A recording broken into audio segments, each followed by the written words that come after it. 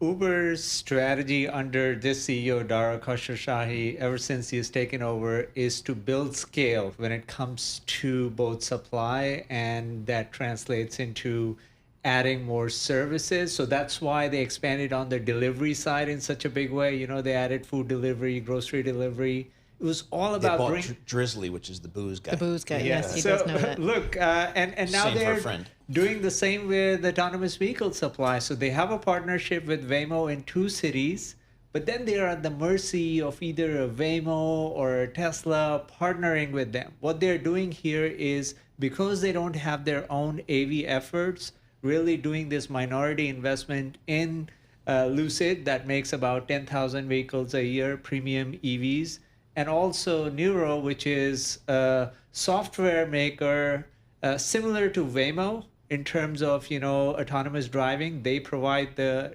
actual technology and sensors and software for the vehicle to drive itself on its own.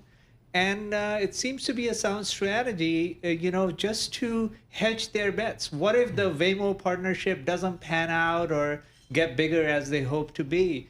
And that's where, you know, having this investment does make a lot of sense. So how does this deal all work? I mean, break it down for us. It's certain like SUV Lucids, like how does it work Yeah, out? I mean, look, Lucid, like I said, compare that to Tesla making 1.8 million cars a year. Lucid makes 10,000 vehicles a year. So it's Okay. a much smaller company in terms of the number of vehicles.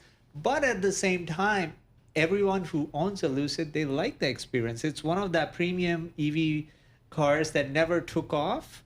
And that's why adding that sensor technology for autonomous driving on top of Lucid does make sense, because Uber, like I said, it's all about adding more supply.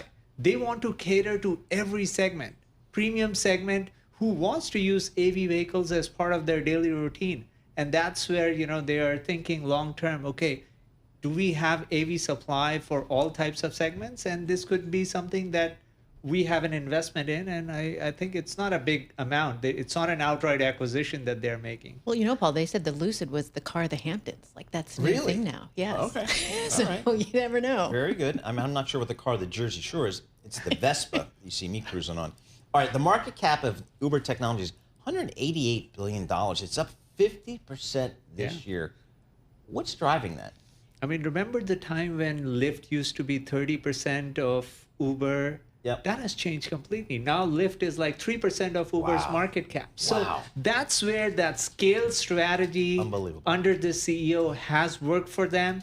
That really has been the key differentiator between Uber and Lyft, and what explains that, you know, almost $200 billion in market cap for Uber. And look, I think they're doing the right thing here by adding more scale, because otherwise you run the risk of getting disintermediated, especially a Tesla, which wants to go on its own. They don't want to partner with anyone.